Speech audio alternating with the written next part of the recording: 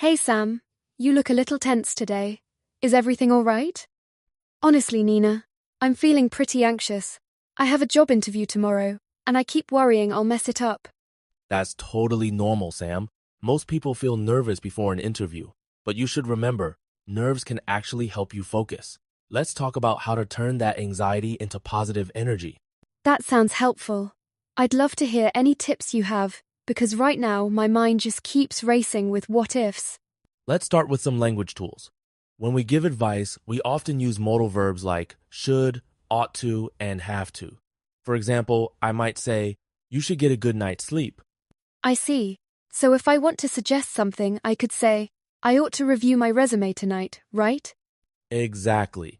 Ought to is a bit more formal but very useful in professional situations. And if something is really important, you can say, you have to arrive on time. Got it. So, these modal verbs make my advice sound clear but also polite. That's good to know. Now, let's talk about preparation. You should prepare some answers in advance, especially for common questions like, tell me about yourself. Practicing out loud really helps. That makes sense. Sometimes I freeze when I have to talk about my strengths. Maybe I should write down some key points and rehearse them. Absolutely. In fact, studies from Harvard Business Review suggest that candidates who rehearse their answers tend to feel more confident and perform better. You might even want to record yourself and listen back. Interesting. I never thought of recording myself before. I'll give it a try tonight. Another key step is research. You ought to research the company and the position you're applying for. Knowing their values and recent projects shows you're genuinely interested. So, for example, if I mention a recent company achievement during the interview, it shows I did my homework? Exactly. According to a 2022 LinkedIn survey, 85% of hiring managers said candidates who reference company details make a stronger impression. You should visit their website and maybe check recent news articles. I'll definitely spend some time on their website tonight. That should help me feel more prepared. Now, let's not forget about first impressions. You should dress professionally, even if the company has a casual environment. It shows respect and seriousness. That's a good point. I was wondering if I needed to wear a suit, or if a nice shirt and pants would work. It depends on the industry, but you ought to aim for one step above the company's everyday dress code. For example, if they wear jeans, you might want to wear dress pants. Thanks, Nina. I'll pick out my clothes tonight, so I'm not rushing in the morning. Let's talk about timing. You have to arrive on time. Being late can leave a bad impression, even if you have a good reason. I usually run late, but for the interview, I'll plan to arrive at least 15 minutes early. That should give me time to relax. That's smart. In fact, a career builder study found that 29% of hiring managers reject candidates for lateness alone. You might want to practice your commute or set extra alarms. I'll do that. I definitely don't want to lose the opportunity just because of timing. During the interview, you should answer questions clearly and confidently. Don't worry if you need a moment to think. It's better to pause than rush and sound unprepared.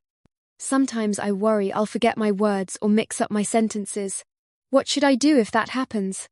You might want to say, that's a great question. Let me think for a moment. This buys you time and shows you're thoughtful. Remember, everyone makes small mistakes. The key is to stay calm. I like that approach. I'll practice those phrases to sound more natural. Let's cover a classic interview topic, strengths and weaknesses. You should be honest but also strategic. For strengths, choose ones relevant to the job, like teamwork or problem solving. What about weaknesses? I always get nervous about that question. You ought to mention a real weakness but explain how you're working to improve it. For example, I used to struggle with time management, but now I use planning apps to stay organized. That shows growth. That makes sense. I'll prepare a few examples ahead of time so I'm not caught off guard. At the end of the interview, you have to ask a few questions yourself. This shows you're engaged and really interested in the job. What kind of questions should I ask? I don't want to seem unprepared or ask something I should already know. Great point. You might want to ask about team culture, growth opportunities, or what a typical day looks like. Avoid questions about salary right away unless they bring it up first. Thanks, Nina. I'll prepare a couple of questions so I'm ready. Finally, you have to stay calm and believe in yourself. Even experienced professionals get nervous. Take deep breaths and remind yourself that you're prepared. It helps to hear that. Sometimes I feel like I'm the only one who gets so anxious. Maybe I should try some breathing exercises before I go in. Absolutely. In fact, a Stanford study found that controlled breathing reduces stress and boosts performance in high-pressure situations. You might want to try the 4-7-8 technique. Inhale for 4 seconds, hold for 7, exhale for 8. I'll practice that tonight. Thanks for all your encouragement and advice, Nina. Before we wrap up, let's invite our listeners to join in. Imagine you're giving advice to a friend with an interview tomorrow. What would you say? Try using phrases like, you should prepare your answers, or you have to be on time. That's a great idea.